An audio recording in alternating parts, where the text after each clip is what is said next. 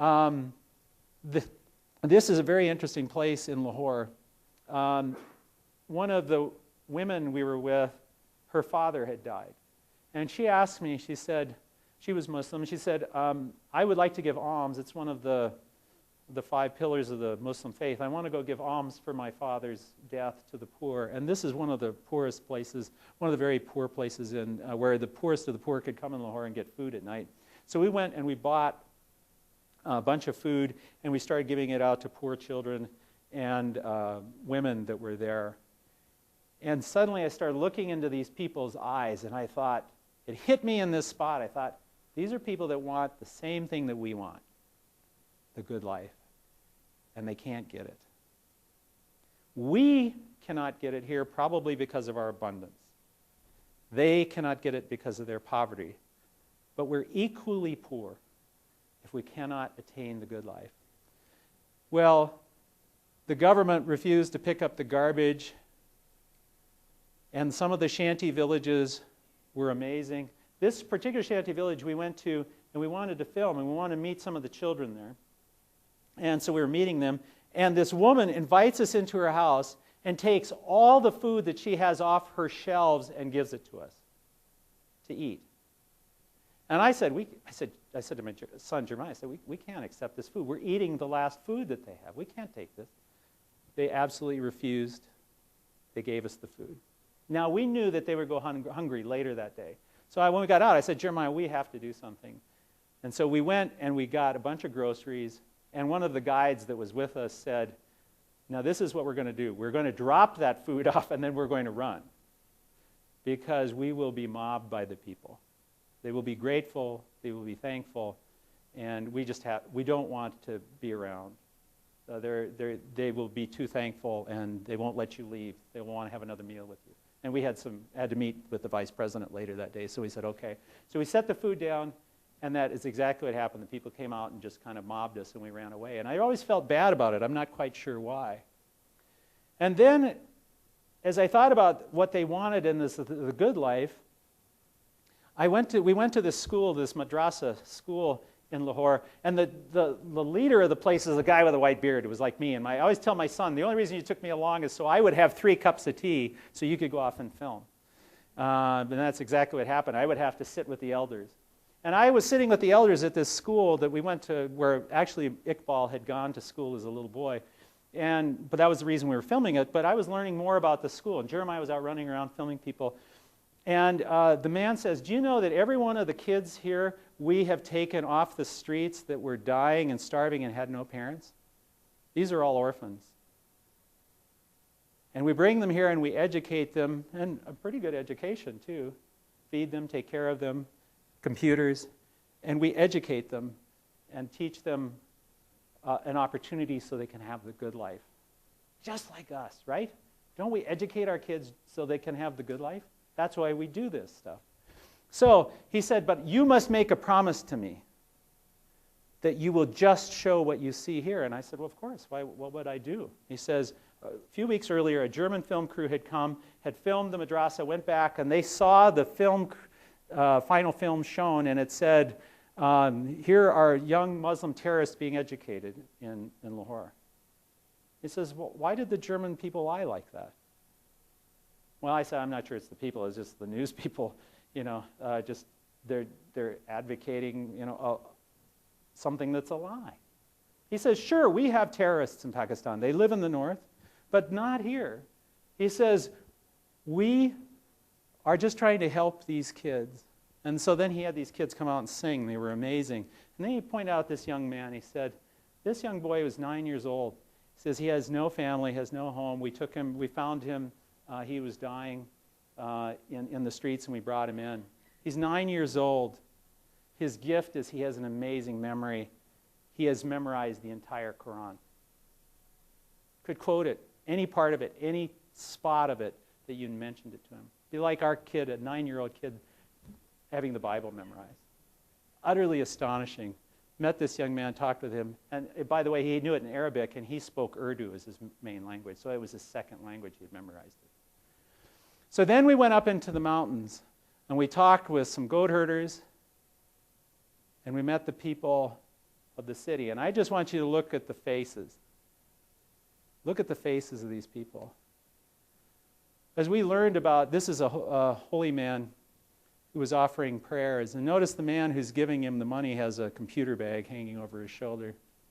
He's giving him the money. I said, what did you give him the money for? He says, to pray for my mother who's quite ill and ask for his blessings. This is the man. When I was talking with him, I said, what do you do? What's your job? And he says, I'm an operator. I said, oh. His name is Ahmed. I said, Ahmed, how does that work? I mean, you just, help people with phone. He says, I'm an operator for Manhattan. He says, whenever an elevator gets stalled in Manhattan, it rings to my phone. And I tell them, my name is Frank. Because he says they get scared when they hear it's Ahmed. And he says, my name is Frank, and how can I help you? And they say, I'm stuck in an elevator, and I call somebody, and we get them out.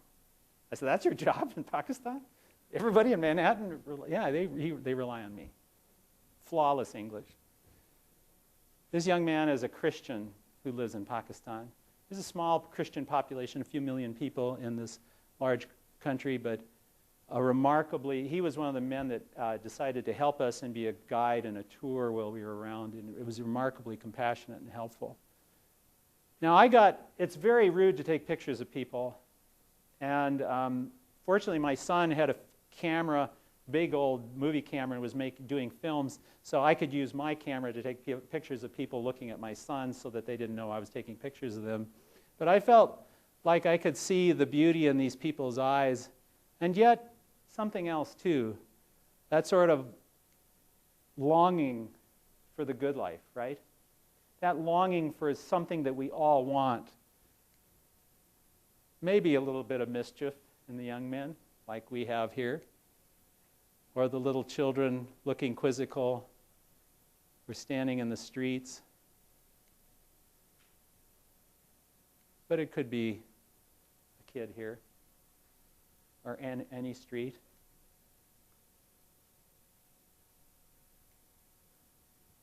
I had gone thinking that these others were dangerous, that they didn't like America. Did you notice his hat? And I came back seeing the beauty of these people, but I have to tell you, there's a few stories that I have to get to in order to show how that happened. This is a father with his 3 kids on their motorcycle driving down the street. I came to Wazir Khan on Friday Jummah prayers. There would be about 5,000 Muslims that would come and pray in this place. My son was up in the tower filming as the people were coming in, but the tower was rather dangerous, and so the people that ran the mosque said they didn't want me to go up, maybe because they thought I was old and I would have a heart attack, but they said, no, you have to stay down here. So I was left alone in this main courtyard while my son and his film crews were up on the walls. And the first thing I tried to do was I went all the way back in this corner and tried to hide. Because I wasn't sure whether I'd be welcome or whatever. It wasn't long, maybe 1,000 people had come, and an elderly man who looked like he was about 90, but could have been much younger than that. The average life expectancy in Pakistan is 55. The man came up to him and he says, brother, says, welcome. Can I help you? And I said, no, thank you, brother. I'm just here. My son is a filmmaker. He's up there. And he said, would you like to pray with me? Now, I'm a Lutheran pastor, right? And so I said, I wasn't sure what was allowed. I have no idea what the culture says, what I should do, how things should work out. And he says, please come pray with me. And I said, brother, I don't really know how. I said, I know how to pray. I don't know if this is appropriate. I'm a Christian. I come from the United States. What should we do? He says, this is how we wash. And he took me over to this fountain, like the 2 men on the one edge, and they washed. And he taught me how to wash in the Muslim style, so I would be proper. And then we went off to the left, and he pulled up a prayer spot, and he says, just do what I do, and pray to your God. And the 2 of us will pray for peace between our lands and all lands of this earth. Afterwards, he took me back to this fountain. He says, sit here, you wait. He came back with 20 students that were his students. And we talked for a very, very long time about what it was like to be an American, what it was like to be Christian, what was it like to pray next to a Muslim in a mosque.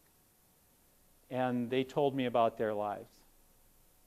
Now notice the language we used. I never knew his name other than brother, and which he called me, and I called him back.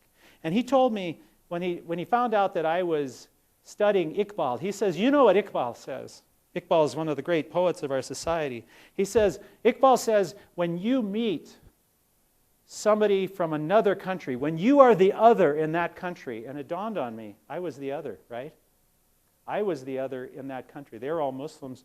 I was the Christian. I was the outsider. He says, when you meet the other, he says, we see each other in the mirror and we see ourselves for the first time. When you become the other, you see yourself. And I realized that had happened.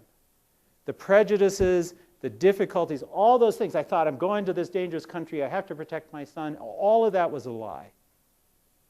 And I was exposed for my own insecurities, for my own simplicity, for my own cruelty. He says, it is a mirror. And then he said, Iqbal once said, the world does not understand that we are all a part of one body.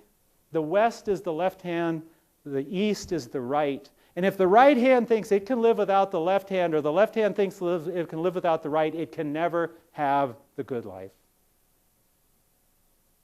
Is life about distinguishing ourselves and cutting ourselves off from the other? The ancient philosophers and Iqbal would all say no. It must be that we have to find a way to come together. Tonight, I've suggested that the good life that the ancient and modern authors have talked about is possible. I've suggested that it's difficult. I suggested that momentary happiness, like this father and this daughter, or this, this is the woman whose father had died and we took food around to the poor, or these children in a Pakistani street looking back at us, or Iqbal's vision for the future. Is there really any choice between the chocolate bunnies of momentary happiness or the joys of being a child or the happiness of being old? Or where will we go in this forest of ours? It doesn't matter who we are in this world, we're all in the same forest, longing to find those signs which point us to home and point us to the true happiness that brings us joy and brings us to that great mystery and wonder. And we have to sometimes realize that people are looking back at us. And that the same longing in our eyes is the longing that they have in their eyes. And the hope for a better tomorrow, or the dawn of a better tomorrow, is something that we all want and we all hope for. The good life is there. It is not easy, but we will never find it unless we find a way to engage the other in this community. And then we can be a true community, not only here, but for the whole world. I will just want to end on one final story. I had the opportunity, my son was playing soccer at Fargo South. And I noticed that there was a problem with the soccer team. And the problem was pretty simple. There was 3 guys on the team that were sitting off to the side when everybody took a break. And they were drinking out of water bottles, and all these other guys were drinking out of Gatorade. And the 3 guys that were sitting on the side were Sudanese lost boys, had nothing. But they were playing soccer, working their way through high school. And my kids and all the other kids had all the fancy bags, and these guys came with plastic bags. And so I said to the coach, I said, do you mind if I buy Gatorade for the team and just give it to everybody so the kids don't have to bring their own? So then I could, give it to them without them being a little bit embarrassed,